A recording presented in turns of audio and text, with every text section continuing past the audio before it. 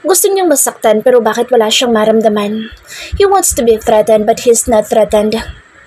Pasalamat kami mga kapatid ako pero hindi ko inaasahan na demonyo pala ang anak ng madrasta ko. Tumalikod si Fiona at unti-unting humakbang papunta sa kabilang side ng kama. Bigla na lang itong bumulagta sa ibabaw ng matres at akala niya ipasalampak itong humiga doon pero para itong patay kaya napatanga si Terence. Fiona! Untag niya sa asawa pero nakahandusay ito roon. Pumangon ang kaba sa dibdib niya at napahakbang siya ng isa. Fiona! He snapped to wake her up but she's unresponsive. Agad siyang napalapit at tinapik ito sa pisngi pero wala itong kagalaw-galaw. He never even managed to keep her ripped undressed, left on the floor. Lumabas siya at malalaki ang hakbang na tinawag ang kasambahay nilang may background sa nursing. Divina! Divina, hurry up! Damn it! Ang lakas ng boss niya kahit na nasa third floor siya. Para bang wala siya sa sarili na hindi maisip na nasa first floor ang mga katulong nila. Pumihid siya nang malinguling niya si Leander na lumabas sa pinto ng kwarto ng ina niya. Go, Divina! Bullshit! Inis na singhal niya sa pinsan na may pagtatakas sa mukha pero sumunod naman kaagad. Terence, what's the urgent? Kunot no ang tanong ng ama niya na nakatayo pala sa may balkon at may kausap sa cellphone. She passed out. Holy Christ! Such a weak little lady! Bulong niya sabay talikod sa napatangang si Davis. Bumalik siya sa kwarto at nakahandusay pa rin si Fiona sa kama. Sinalat niya ang pulsuhan nito sa ilalim ng panga at may pulso naman. Kaya napahid niyang peste mga butil ng pawis sa kanyang noo. Hill repeated. He's huge, no doubt. She's a virgin and the proof is still on her dress and on the couch. And maybe she passed out due to struggling and because he wasn't able to accommodate his size yet. He forced it. Umiling si Terence habang nakatingin sa mukha ni Fiona. He's standing just a few inches away from her unconscious body. I don't even regret it. We'll repeat it. Nagising si Fiona na may mga tao sa paligid niya. Isang babae na nakita niya kanina na nag-aayos ng kumot ni Belinda sa Leander at ang lalaki lumabas tangan sa kainusentehan niya. Naigala niya ang mga mata ay nakita rin niya sa Davis na nakatayo sa may paanan ng kama, nakamasid sa kanya. Fiona hid her tears and bowed in her throat. How are you? Maotoridad na tanong ni Davis sa kanya nang mag-iwas siya ng paningin. She cleared her throat and shut her eyes. Hindi niya alam ang sasabihin niya. Gusto niya magsumbong kaya lang paano. Ginusto niya ang sitwasyon niya. Pumirma siya ng kontrata at baka ilang araw lang ay hawak na niya ang milyones niya. Kaya lang, sapat ba iyon nakapalit ng nawala niyang puri? At ang masama ay idinaan sa dahas ang lahat para lang mapagparausan siya? Inisip niya ang kapakanan ng mga kapatid niya at nagsisisi siya kung bakit parang mas pinairal niya ang pride kaysa sa pumasok na lang bilang swelduhang empleyado ng isa sa mga kaibigan niya. What would she blame herself? She couldn't. It's not pride. She also wanted to take her steps by not using her friends as her lauders. When she moves, she can even feel him inside her, banging her like she's not an inexperienced woman. Okay lang po, Daddy. Mahinang sagot ni Fiona at parang nawala na siya ng gana sa buhay. Gusto niyang humaguluhol ng iyak, humanap ng balikat na pwedeng masandalan. Tawagin ang mga best friends niya at yumakap sa mga iyon. Gusto niya makita ang mga kapatid niya na pinaglalaanan niya ni lahat ng kikitain niya kapalit ng kademonyohan na naranasan niya at mararanasan pa. Hindi siya praktikal na babae at kasinungalingan kung sasabihin niya na okay lang ang lahat. Sinabi niya na ginamit niya ang utak niya at naging praktikal siya pero hindi niya iniisip na mauuwi sa pasakit ang lahat. Are you sure? Pahabol na tanong ni Davis kaya napilitan siyang tumango. Look at me, Fiona. Utos noon kaya kahit na ayaw niya ay napilitan siyang ipakita ang mukha sa matanda. Sinalubog niya ang titig noon at binuo ang tapang na tumango kahit na sa loob ay umiiyak siya. Davis nodded. I will never force you to join us tonight. You have to take a rest. Don't worry. Terence will just bring you foods. Tumingin ito kay Terence na nakatingin sa kanya. The demon is so casual, acting so natural as if never did something disgusting. Yes, Dad. Yes, Dad. Halos bumalikwas ang sikmura niya sa sagot na iyon. Bagay nga itong mag-iisang politiko dahil isa itong dakilang orokan, isang plastic. Umiwas na lang siya ng tingin at kumutik siyang mapakislot ng tapikin ni Davis ang binti niya na balot ng kumot. Mga ilang segundo pa ay naramdaman niya na tumalikod na ang matanda at ang babae na nandoon. "Terence, we must talk." Ani Davis sa anak kaya nakahinga siya ng maluwag. "Get out." Mariin na utos ni Terence kay Leander pero hindi naman kumilos ang isa at nakatingin lang sa kanya. "Let him stay for a while to check on your wife." Anang daddy nito kaya lalong tumigas ang panga ng asawa niya at saka matigas din ang tindig na tumalikod. Hinantay ni Fiona na lumapat ang dahon ng pinto sa hamba at nang makita niya na tuluyan na lumabas ang mag-ama ay kumuwala ang hikbi sa labi niya. "He forced you. Am I right?" Ana Leander pero wala siyang naging kumpirmasyon. Sa mga oras na iyon ay wala siyang sinuman na mapagkakatiwalaan. All that she needs is her family. Her friends, perhaps, who are like her sisters. You can give him a lesson that will put him down. Matigas na payo na lalaki sa kanya pero nagpatuloy lang siya sa pag-iyak. Hindi siya iyakin, hindi siya matatakutin. Matapang siya at nasanay na nakikibaka sa hamon ng buhay pero hindi niya kayang huwag iyakan ang nawala sa kanya, ang naranasan niya. She can confide to Carla. Masyado pang bata ang kapatid niya at iiyak iyon kapag nalaman ang nangyari sa kanya. "Fiona," untag sa kanya ni Leander kaya kahit paano'y tumingin siya dito. "Pakikuha mo naman yung cellphone ko sa bag." Pakasuyo ni Fiona dito na agad naman na hinanap ang bag niya. Nasa may mahaba iyong sofa kaya naglakad papalapit doon si Leander. Kinuha ang slim bag niya. He handed it to her and gazed at her. "Pakiiwanan mo muna ako. Gusto ko muna mag-isa. Pakicheck mo si Mami Belinda."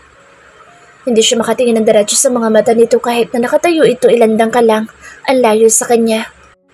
"And how about you?" He sounded so worried but she just shook her head. Hindi niya alam kung ano siya, hindi niya alam kung ano mangyayari sa oras na pumasok sa Terence sa kwarto nila. "Okay ako." She almost choked back. "No, you're not." Leander had put an emphasis to his words, yet she never paid attention. She's afraid. Natatakot siyang banggain na isang tulad ni Terence at Senior Davis. Saan siya pupulutin? Alangan naman na gamitin niya ang kapangyarihan ni Zale o ni Darwin para sa sarili niya. Paano mga kapatid niya? Akala niya ay wala nang mas isa sa mapa ipinakikita ni Terence na kagaspangan ng ugali noong nasa Pilipinas pa sila pero meron pa pala. "You heard her." Anang boses sa may pintuan na halos magpaigtad kay Fiona. Terence's voice sounded like a thunder and her insides shuddered. "Get out!" Mayabang na utos dito sa pinsan na nakita niyang napatiimbagang. "Call me if you need me." Tahas ang sabi ni Leander kaya halos mapayuko siya. "Out!" Her husband's voice echoed around the vast room, and finally, the man in front of her just turned his back. Magaan iyon na naglakad papalabas ng kwarto habang nakatingin kay Terence. Nakahawak naman ito sa knob at ang laki ng pagkakabukas ng pintuan. Halos mapatalon siya sa kinahihigaan nang bigla nito ibalibag ang pintuan papasara. Pero inayos niya ang sarili para huwag dito ipakita ang takot niya. Hindi naman siya natakot dito kanina habang ginagahasa siya. At kahit na nang matapos ito ay nagawa pa nga niyang sampalin. Walang pakialam si Fiona nang maglakad ang asawa niya papunta sa isang nakahiwalay na kwarto na puro cabinet at mga salamin ang nandoon. She just searched for Kat's number and sent her friend a text message. She never said any but begged for Kat to call her. Sana hindi yun busy. Sana mabasa nun kaagad ang message niya at tumawag kaagad sa kanya. She's near to crying again when Terence stepped out of the walk-in closet. He was naked. Nakasampay ang tuwalya sa balikat nito at walang pakialam na naglakad papunta sa loob ng banyo. Diyos ko, paano ba siya babalik sa dati niyang buhay kung pakiramdam niya ay ninakaw sa kanya ang lahat? Hindi nga niya alam kung kakayanin niyang umiti pa. Hindi niya alam kung magiging siya pa rin ang dating siya. Hindi niya tinignan ang asawang parang nagmamalaki pa sa kanya. Kung titingnan niya ito, baka batuhin niya lang ito ng lampshade. Seeing him naked reminds her of his brutality. Parang may kirot sa sentro ng katawan niya sa pagkakaalala kung paano yata nito pinagkasya ang sarili sa kanya dahil alam niyang hindi ito maliit. She also doesn't care who changed her dress and who had put her undies on. As far as she could remember, Terence ripped it and was left on the floor. Napasigok siya sa pagpipigil ng iyak at sumisinghap na sinagot ang tawag ni Kath. Para siyang nabuhay ng makapitong ulit nang makita ang nakarehistrong pangalan ng kaibigan niya sa cellphone. Magsusumbong siya kahit na marinig pa ng demonyong si Terence. Cut! Cut! Napahagulhol siya ng iyak. Ang kaisa-isang tao na gusto niyang pagsumbungan ay natutulog din sa mga oras na iyon, sa Belinda. May pakiramdam siya na masasabi niya doon ang lahat at baka maniwala iyon sa kanya. Hey, ani Kath sa kabilang linya. Si Darwin. Impit ang pag-iyak niya at agad siyang napatigil na lumabas si Terence sa banyo, nakatapis ng tuwalya. Diretso itong nakatingin sa kanya pero bumalin siya pakabila. He's here. He's listening. Naka-loudspeaker ka, Mare. Bakit umiiyak ka? Para nag-aalala na rin ang tono ng kaibigan niya. I was raped. She almost retched as she stated it, sobbing like a kid. Hindi siya umiiyak ng ganoon at nang huli lang ay nang mamatay ang papa niya. Yun ang huling beses na umiyak siya na parang bata. What? Sabay na tanong na mag-asawa sa kanya pero nagbabaga mga mata nakita niya nang imulat niya ang nakapikit na mga mata. Terence is sitting on the beanbag near the bed. Para itong hari ng mga Hudyo na pinanonood siya pero bakit blanco pa rin ang ekspresyon ng mga mata nito at walang kasinlamig ang mga iyon. He looks mad but his eyes are emotionless. They're kinda translucent. What's your plan? I'll help you. You never had to cry. Damn it. Ani Darwin kaya pumikit na lang siya ulit. Natatakot ako. Gusto niya sabihin. Ayaw niya madami ang mga kaibigan niya sa oras na mapaghigantihan siya ni Terence o ng ama nito. She had put her life in a miserable phase. She must be miserable alone. Hindi dapat siya maghanap ng karamay sa kamiserablehan ng buhay niya. Kung gagawin niya iyon ay wala na rin siya ipinagkaiba sa lalaking lumapastangan sa kanya. I could be worse, Fiona. Terence said calmly, but it awakened her entire senses. Halos parang tumigil sa pagtibok ang puso niya. She had goosebumps. She was threatened. Or could even be the worst. He added, and she secretly gulped. I wasn't put here before you just to be taken down by your silly reason that I raped you. I could pay you for your lost virginity, but you could never pay if I lost my candidacy. And worse, lost my inheritance. I will find you. Hindi siya tumitingin dito pero sa pandinig niya ay para ito isang demonyo. She gets it. Her brother is an ambitious asshole.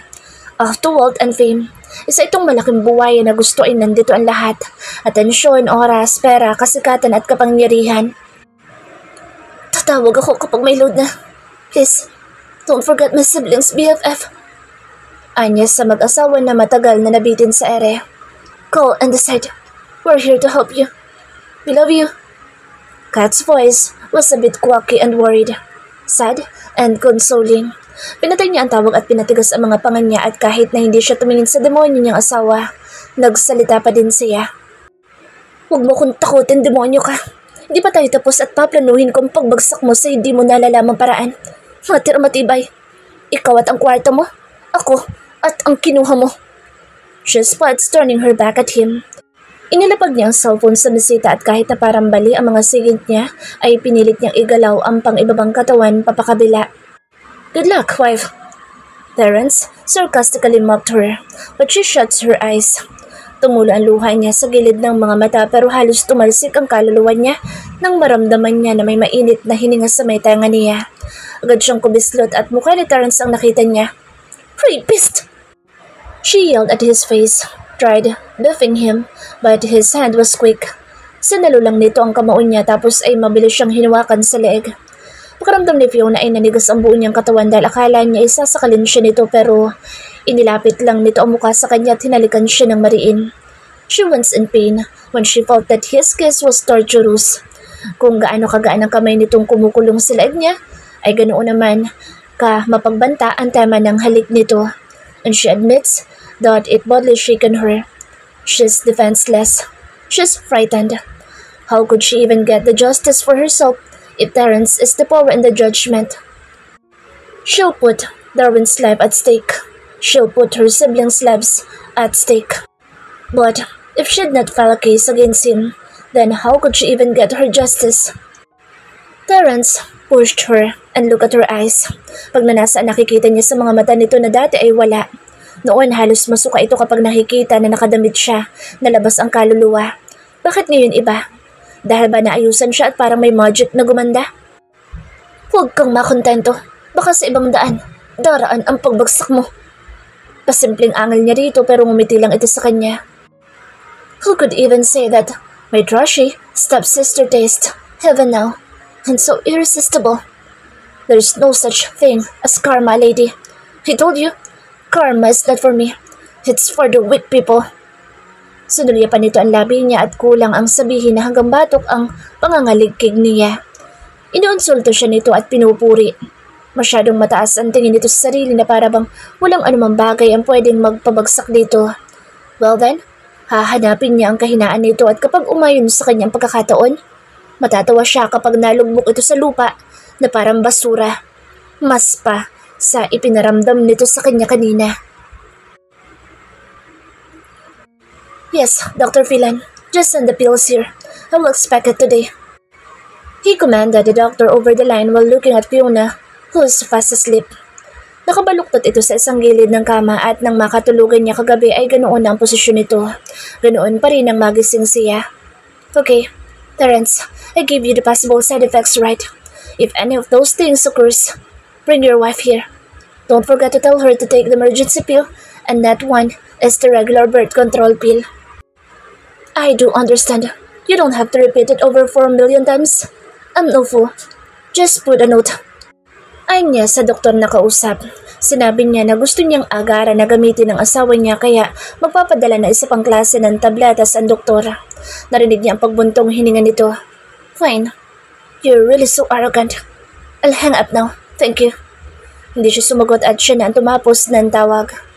Nakalabing isinalya niya cellphone sa center table at ininom ang alak niya. 4:00 pa lang na madaling araw pero gising na siya at alak ang hawak. Ang pulutan niya ay ang mukha ng stepsister niya na parang biglang gumanda lalo nang tumuntong sa mansyon niya. Kung balak siyang pikutin ni Moana, mas mabuti na magpalipas siya ng oras sa babaeng hindi siya pipikutin. Sa Fiona, wala itong amor sa kanya at wala din naman siyang amor dito kaya amano sila. Hindi siya gago para itali ang sarili niya sa batang kamuntik siyang idroga para lang yata mahawakan sa leeg. No one dares strangle him. He strangled his woman and he's so disgusted. Tila ba nawala ang inilalaan niyang pagtingin sa pinakabata niyang stepsister. Kung nalagyan noon ng drogang inumin, ibig sabihin ay hindi iyon kasing hinhinan tulad ng gusto niya isipin o tulad ng pagkakakilala niya noon. That girl is a bitch. But he must act natural. Alam na babaeng iyon ang lahat ng sekreto niya at baka iyon pa ang dumaldal sa daddy niya tungkol sa peke niyang pag-aasawa. Kaya mas mabuting pakitaan niya pa rin ang konting importansya. He'll show Moana the same treatment but no to sex. Never.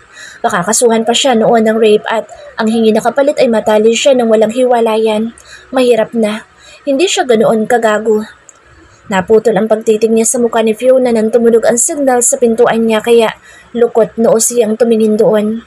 Pilit siyang tumayo para buksan ang pintuan. He just pulled it a bit and a housekeeper bowed at him. Good morning, Lord Terence. Miss Moana is here. Imporma nito kaya lalong nalukot ang noo niya. What?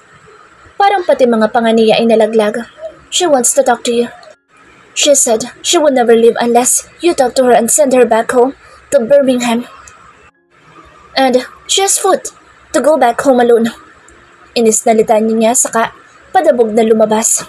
Look at my wife. I don't want intruder in my room. I don't want Leander in my room. Mariin na sambit niya kay Ophelia na pumasok naman sa kwarto at tumingin sa babaeng natutulog.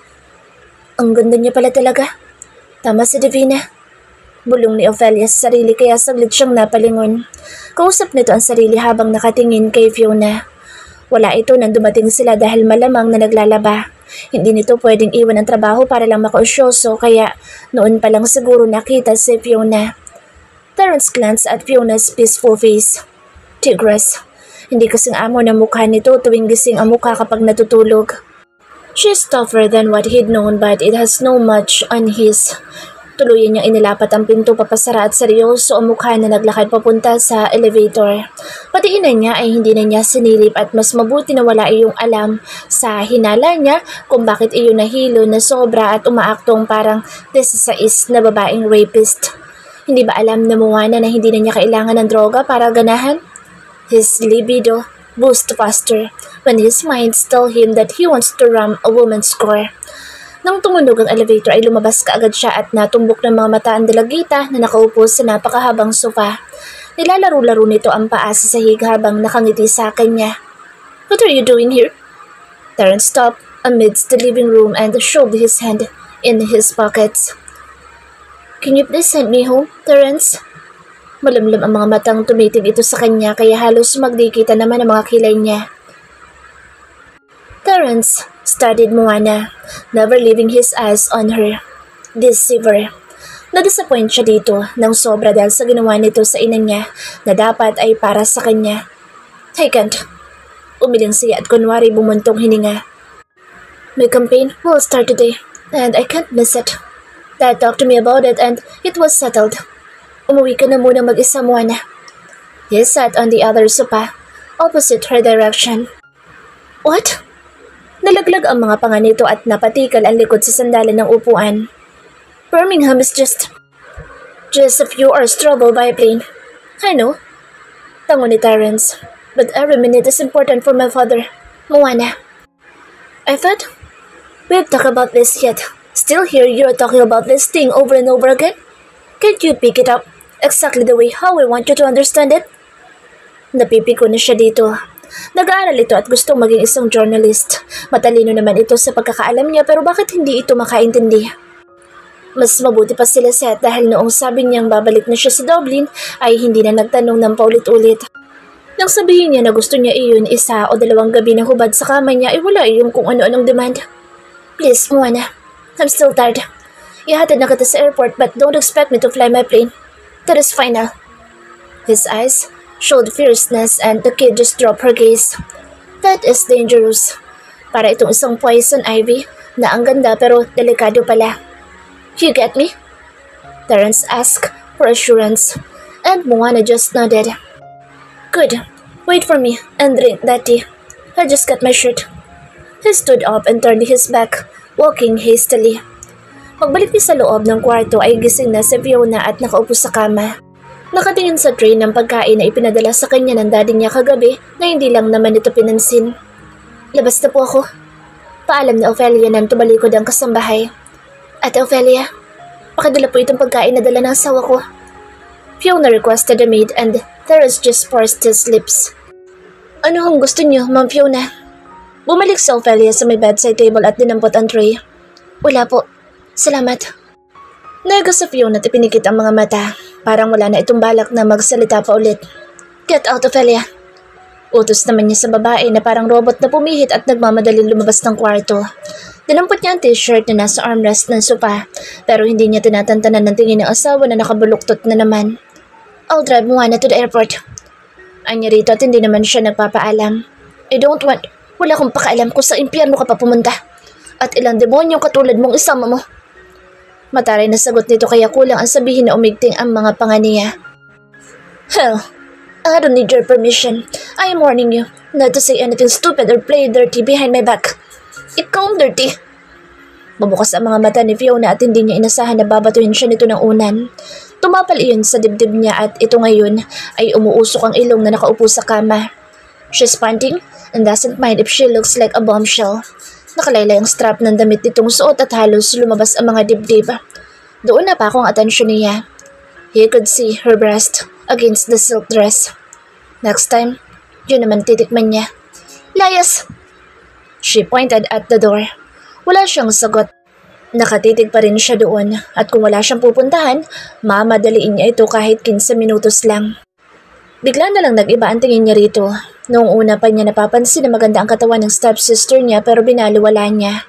Kaya lang, ramdam niya na may pagkatuso ito at nakapanghihinayang ang milyones. Kung basta lang ito uuwi na wala man lang siyang nakuha. Biglang tinakpan ni Fiona ang dibdib gamit ang unan kaya napilitan siyang ibalik ang mga mata sa mukha nito. He still finds himself safe.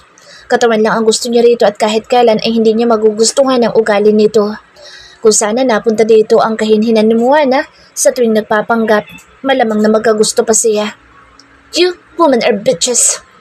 Bumalikos ang pangitaas na labi niya nang maalala ang ginawa ng bata na iyon kay Belinda. Bitches, huwag mong kalimutan na babae rin ang nanay mo. At kung walang babae sa mundo, hindi ka rin tao. Gago. Mapang-insulto na rumolyo ang mga mata ni Fiona saka ito humilata ulit na parang hindi na siya nakikita pa. Nakaramdam siya ng inis. Nobody turns his back on him, especially women. Don't lie down. I'm still talking to you. Oh, bumili ka ng kausap mo dahil ang bagay sa'yo yung mga katulad mong walang modo. Go back to your bitch, Moana. Di ba sabi mo, bitch ang mga babae? Bitch din ang bata na yun. Too bad. Ang bata pa ng babae na yun, patay na sa'yo. Ano bang kagusto-gusto sa'yo? Isa ka lang malaking punggol sa harap ko. Napakamalas ng babae magkakagusto sa'yo. Shut up! Anya sa kamabilis na tumalikod. He felt his chest congesting. He doesn't know why he's affected. Wala pa nagsasabi sa kanya na malas ang babaeng magkakagusto sa kanya. Kahit ang nanay niya ay hindi nagsasalita ng ganoon. Anong karapatan ng babaeng iyon na pagsalitaan siya ng ganoon? The nerve. No, Leander. He fumed. Yes, Leander. Pabalik na angal ni Fiona sa kanya kaya napatigil siya sa may pintuan. Bumabalik na naman ang taray nito. Pumihit ang ulo ni Terence at matama niyang pinagbasta ng asawa. Kukurap-kurap ito habang nakatulala sa pader. Tumataas baba ang dibdib dahil din siguro sa matinding inis sa kanya. Well, the feeling is just mutual. Nainis din siya dito dahil wala itong kasing daldal. Ginahasanan niya ito at lahat ay may lakas pa rin ito ng loob na lumaban sa kanya. Well, she won't win until she's his wife. Kung ang ama niya ay luwag na luwag sa mommy niya noon kaya yata ang lakas ng loob naman lalaki nang makailang ulit, siya ay sasakalin niya ang babaeng mapapadikit sa kanya. At sisiguruduhin niya na walang sasalisi hanggat hindi pa siya nagsasawa. Too bad Fiona is one of those women. Asawa niya ito. Gamitin man niya ito o hindi, dapat kanya lang ito hanggat hindi sila naghihiwalay. Dalang-dala na siya na maagawan, mawalan, maiwan na mag-isa at umaasa. He had never experienced it with his bed shakers, but the woman he loves the most broke his young heart, made him lose his faith over love. Hindi nga siya sinaktan ng mga babaeng ikinakaman niya, pero ang kaisa-isang babae na ayaw niyang saktan siya ay iniwan siyang nag-iisa. Sadly, it was his mother. Kung hindi pa niya bayaran ng pera, hindi pa lalapit sa kanya. 4 na araw ang mabilis na lumipas at sa 4 na araw na iyon ay kwarto lang ang naging tirahan ni Fiona. She was sad, she cried, she talked to her siblings and pretended she's happy but when her friends were left on the phone, she released every regret and pain she felt inside. Wala siyang kinakausap at sa tuwing may tao ay nagpapanggap siya na tulog. Hindi naman siya pinilit na Davis na sumama sa mga kampanya ni Terence at malaking bagay iyon para kahit paano ay mapayapa siya. She received her pills the next morning after her stepbrother/husband raped her. Terence explained to her all the things about it, but she was not in the mood to fight back. Para lamang siyang bingi sa mga paliwanag noon pero nauunawaan naman niya lahat. Kaya uminom daw siya noon. Leche. At ang lagay ay talagang paulit-ulit siyang gagamitin. Nangako iyon na ibibigay na 1 milyon niya sa oras na matapos ng abogado ang mga papeles tungkol sa mana. Iniisip nga niya na gamitin kaya niya iyon na pandamanda. Kaya lang barya lang iyon kumpara sa isang Terence Montefalco. Kahit na gusto niya lumaban at ibangon ang puri niya, bakit parang may mali kung gano'n ang gagawin niya? Alam niyang walang mali sa pagkuha ng hustisya, pero mabuti sana kung siya lang ang pwedeng malagay sa alanganin. Hindi niya lubos na kilala ang kalaban niya at kung nagawa ni Terence na ipilit ang sarili sa kanya, hindi kaya malayong mangyari na kaya din ito na pumatay ng mga tao? Just the other day, she heard rumors. Pinag-uusapan ng 2 katulong ang tungkol daw sa pambabaril ni Terence sa mga kaklase noong college pa iyon. May narinig din siyang binugbog noon ng kasosyo sa negosyo. Nagtanggal iyon ng mga tao sa negosyo at kahit na nagreklamo ang mga iyon ay natalo din naman.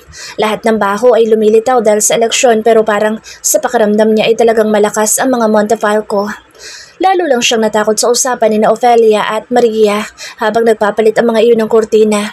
Nagdadaldalan ang dalawa sa wikang Filipino sa pag-aakala yatang tulog siya. Luckily, pinapunta ni Davis si Terence sa mga remote na lugar ng Dublin kaya 4 na araw na wala. Salamat sa Diyos. Tumigil si Fiona sa pagkakasandal sa hamba ng napakalaking bintana at nag-umpisang maglakad sa pasilyo. Kaalis lang ni Davis kasama ang mga tauhan kaya nakasilip siya sa bintana. Akala yata ng bianan niya ay tulog pa siya. Naramdaman niya sumilip iyon sa kwarto nila ni Terence kanina pero hindi naman siya ginising. Yes, the old man is quite snobbish, but he's quieter than Terence. Siguro lipas na ang kaarogantehan ng matandang Montefalco, kaya anak na ang sumalo ng lubusan. She's walking when the door slid up and Fiona saw Faustina. Kabuntot ng babae ang dalawa pang kasambahay na sa pagkakakilala niya ay sina Viola at Violeta. Kambal ang dalawa at buhok lang ang pagkakaiba. May bitbit ang mga iyon na sangkatutak na damit, parang pinalansya ang mga pagkakatiklop. Fiona, anang babae sa kanya habang taas ang noo at magkasalikop ang mga kamay na parang principal. Auntie, anya rito at halos hindi pa iyon marinig. May sakit ka ba, iha? Parang matamlay ka. Sinalat nito ang leg niya at noo pero umiling siya. Faustina studied her and after a while, the woman just nodded.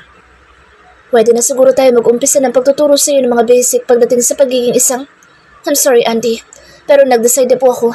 Ayoko po ng training. Gusto ko maging ako lang ako at ayoko pong may baguhin sa sarili ko para lang maging katanggap-tanggap ako sa mga mata ng mga taga-Dublin. Matamlay na sagot niya at hindi naman ito nagalit. Humawak ito sa braso niya at dumukwang ng konti. But Terence, kumulo ang dugo niya pagkarinig sa pangalan ng buwisit na iyon. I can handle him, Auntie. Kapag nagalit siya sa inyo, sasaluhin ko ho. Huwag po kayo mag-alala. Ay niya rito, hindi man niya kayang lumaban sa legal na paraan, kaya naman niya iyong bungangaan. Mahirap na dukha na nga siya ay mas lalo pa sila maghihirap kung babangga siya sa isang tulad ni Terence na parang Diyos ang tingin sa sarili. Mas dapat niyang masiguro ang kaligtasan ng mga nakababata niyang kapatid kaysa sa virginity niya. Naipagluksa na niya iyon at paunti-unti habang iniisip niya ng husto at naninimbang ay mas umiiral ang kagustuhan niya na pabayaan na lang iyon. Hindi dahil sa duwag siya. Bakit? Papapakain ba ng virginity niya mga kapatid niya at masisiguro niya na makakapag-aral sa mataas na paaralan sa hinaharap? Maililigtas ba ng pestong virginity niya mga kapatid niya kapag may bumalil sa mga iyon dahil lang sa pagmamataas niya? Hindi naman in magiging bakal na krus ni Juan de la Cruz na pwede ipanlaban niya sa mga bala ng baril ni Terence the Pangit, salip na Terence the Great. Kunti na lang ituluyan na niya iyong kakalimutan. She said she used her brain wisely. She must really sustain it. Gagayahin niya ang mga kaibigan niya na naging praktikal sa hamon ng buhay, pero sa tamang side naman at hindi para sa pangmaterial na luho lang.